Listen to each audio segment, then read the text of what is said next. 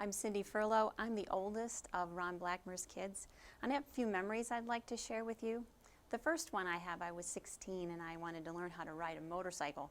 And Dad had a couple, so he was going to let me try it out on one of his. So he got it out, instructed me on how to work the brake, the clutch, the throttle, and held it while I got on.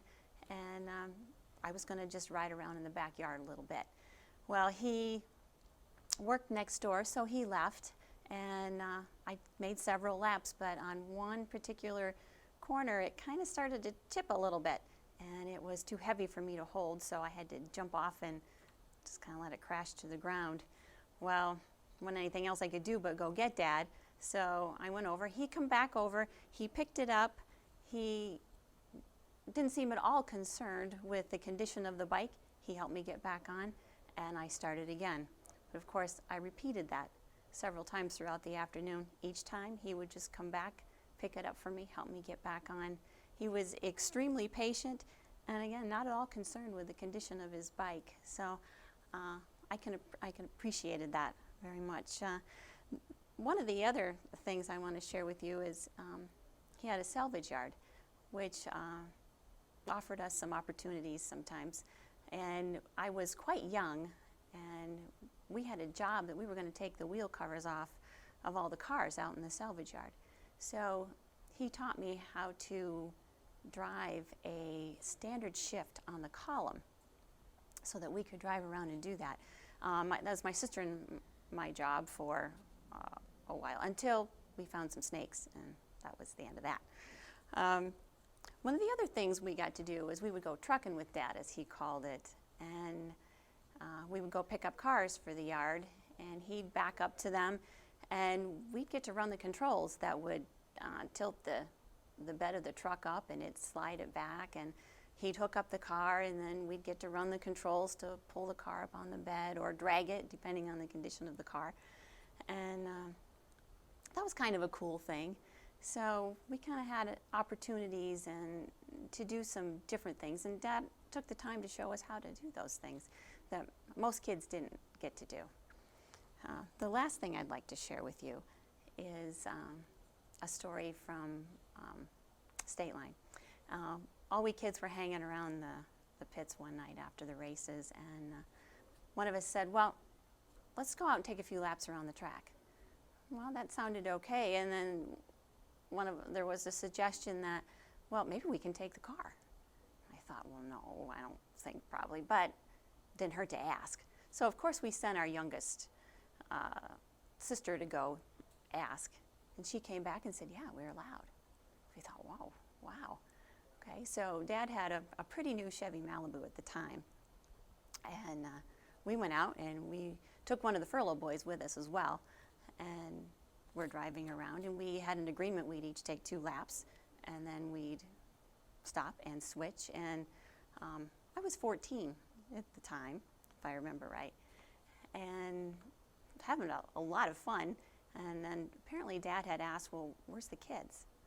Well, my husband, Denny, at the time said, I think they're out on the track. So my dad came out, and it just happened to be my turn to drive. So I stopped the car and opened the door, and I said, you want a lift? And all he said was, move over, Sam. I could tell by his expression he wasn't as excited about our fun as we were, but that's all he ever said about it. I thought we'd be in trouble, but it was never mentioned again. So it is very exciting for our family to have Dad being inducted into the Chautauqua County Hall of Fame. And I want to thank those that are responsible for helping him get there, and I want to congratulate him for all the accomplishment that he's had. And thank you for giving me the opportunity to introduce my dad to you.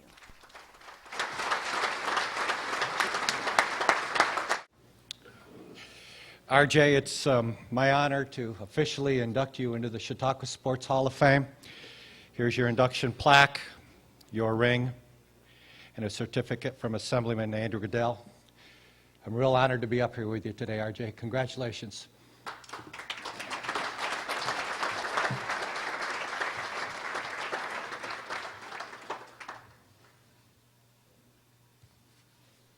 Thank you, Randy. Well, you're going to learn real quick that I don't talk for a living.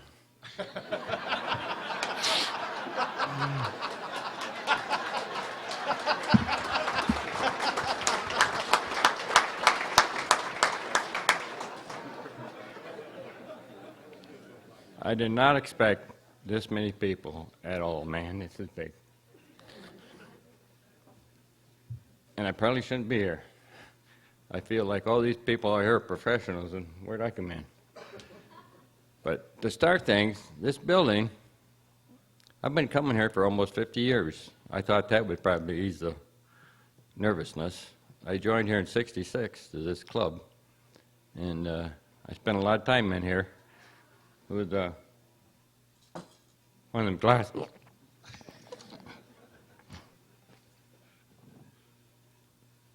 My racing career, it was up and down. When I started in '60, my first 4 years were really good.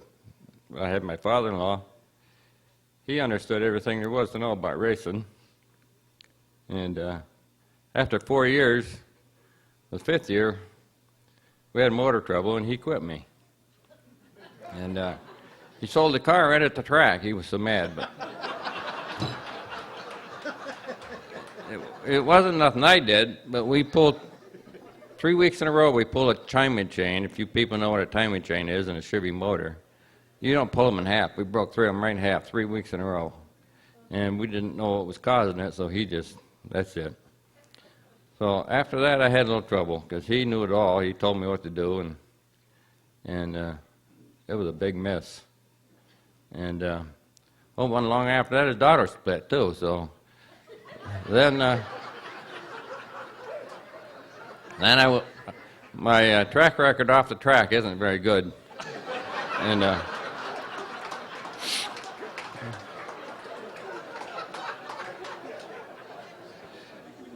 next few years I drove for other people, and that didn't work too good. But I always had my little car to fall back on, and that kept me going. And I drove for different guys like Jerry Hoskin, which is gone. I drove for Skip. I drove for Julian Busink. I drove for... Most of them didn't work out too good. So about then, my second divorce come along. And I quit racing for a while. And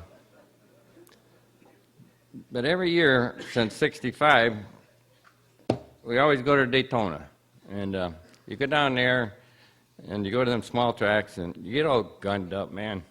And you got to have something. So I thought, well, I come back, and me and Wilcox got together, and it was Eddie Jr.'s old car, and we revised it, and we had this big Gigunda motor we got from Hank the Crank in California.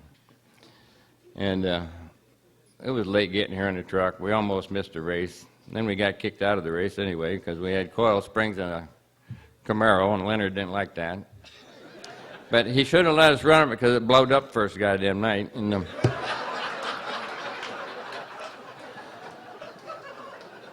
he would have enjoyed that. But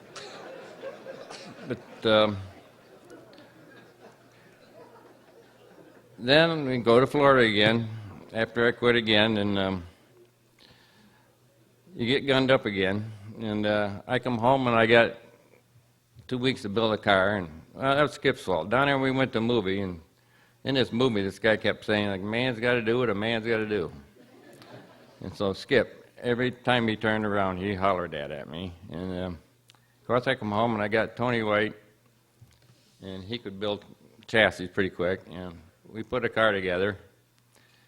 And now I got to look for a crew chief.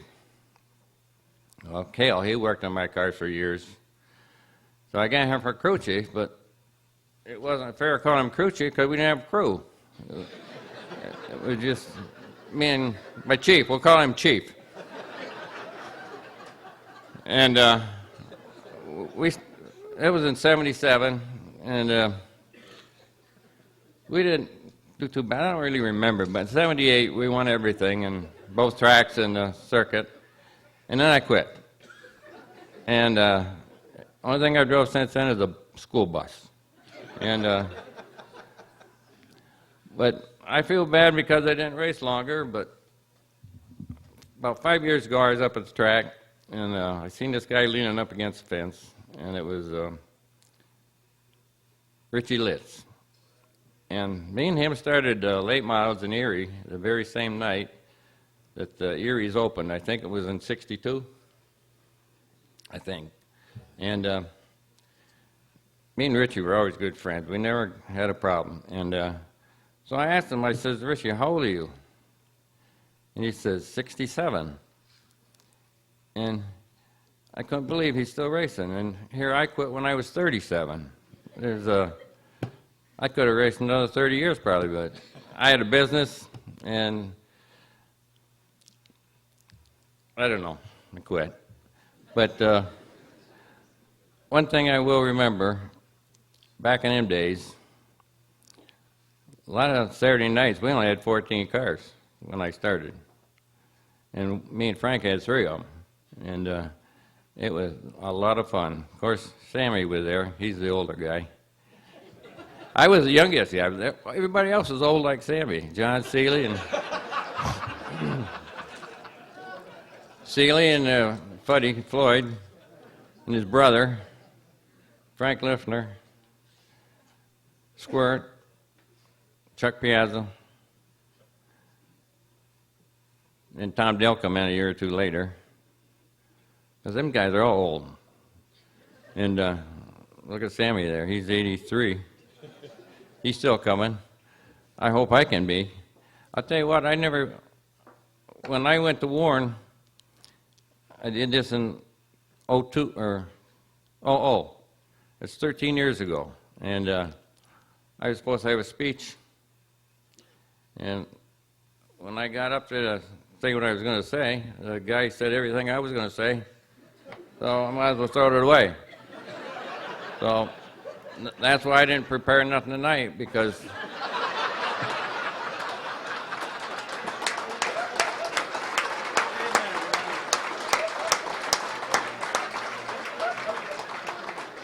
but I'm not going to take no more of your time. But I'll tell you one thing. When I was racing, the good guys started last, not the good guy, but the fastest guys, or they lined us up by points. But when you start last and you go up through the whole pack and you get in the front and you look back, you know, nobody come back there past you because you just passed them all. That's when racing was fun.